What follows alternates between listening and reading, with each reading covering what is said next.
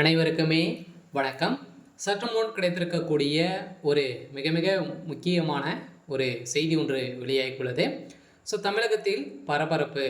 356 சட்டம் அமல், ஜனாதிபதி அதிரடி உத்தரவு. இது மாதிரி செய்திகள் வெளியாயிருக்கு. இப்போ பார்த்தீங்கன்னா தமிழகத்தில் ஒரு மிகப்பெரிய சம்பவங்களாக நடந்து முடிந்திருக்கு. இதில் திமுக வசமாக சிக்கிக்கொண்டு வந்திருக்கக்கூடிய சூழ்நிலை உருவாயிருக்கு. இந்த நிலையில் தான் திமுகவுடைய ஆட்சி கவரத்துக்கான அனைத்து ஏற்பாடுகளுமே நடந்திருக்கு. இது பார்த்தீங்கன்னா செந்தில் பாலாஜி அவர்கள் செய்த மெகா ஊழலின் அடிப்படையில் இதில் திமுகவுக்கும் பங்கு இருக்கு. நீதிபதிகள் பார்த்தீங்கன்னா ஒரு 2 நீதிபதிகள் 200 கோடிக்கு வாங்கி நீதிமன்றத்தில் பார்த்தீங்கன்னா தீர்ப்புகளை மாற்றி சொல்ல வைத்திருக்கக்கூடிய சம்பவம் உருவாகி இருக்கக்கூடிய நிலையில் இது இப்போ பார்த்தீங்கன்னா அமலுக்கு வந்திருக்கு.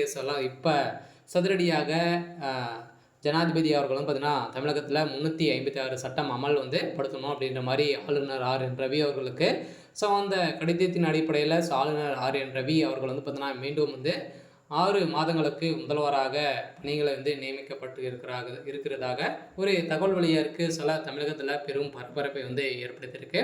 இதை பற்றி இந்த வீடியோவில் நம்ம முழுமையாக பார்க்கலாம். அதுக்கு முன்னாடி நம்ம சேனலுக்கு இப்போ தான் நீங்கள் முதல் முறையாக வந்திருக்கீங்க அப்படின்னா மறக்காமல் நம்மளுடைய சேனலை சப்ஸ்கிரைப் பண்ணி சப்போர்ட் பண்ணுங்கள். வாங்க வீடியோக்குள்ளே போகலாம். பார்த்தீங்கன்னா தமிழகத்தில் சமீப காலத்துலேருந்து பார்த்தீங்கன்னா திமுகவினர் செய்த சம்பவத்தின் அடிப்படையில் நிறைய ஊழல், கற்பழிப்பு இது மாதிரி பார்த்தீங்கன்னா திமுக சார்ந்த அமைச்சர்கள் அனைவருமே சிக்கிக்கொண்டு மாட்டியிருக்கக்கூடிய நிலையில் மீண்டும் மெகா ஊழல்.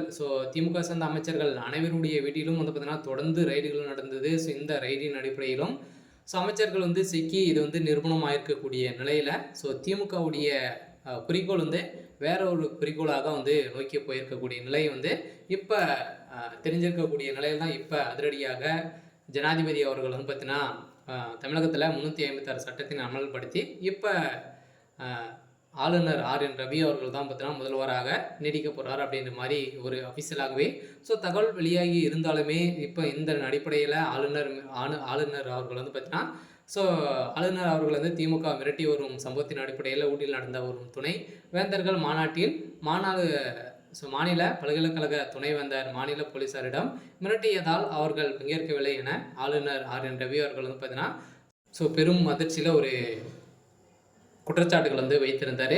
இந்த குற்றச்சாட்டின் அடிப்படையில் தான் இப்போ பார்த்தீங்கன்னா அதிரடியாக இதற்கு திமுகவினர் எதிர்ப்புகளும் அதே மாதிரி திமுக சார்ந்த அமைச்சர் உயர்கல்வித்துறை அமைச்சர் K செவிலியன் அவர்கள் பார்த்தீங்கன்னா இதுக்கு பதிலடிகள் கொடுக்கும் விதமாகவும் அதே மாதிரி மிரட்டியதாகவும் பார்த்தீங்கன்னா ஆளுநர் RN ரவி அவர்கள் இப்போ குற்றச்சாட்டுகள் வைத்திருக்காரு. இந்த அடிப்படையில் தமிழகத்தில் 356 சட்டம் அமலுக்கு வரதுக்கான அனைத்து ஏற்பாடுகளுமே நடந்திருக்கு.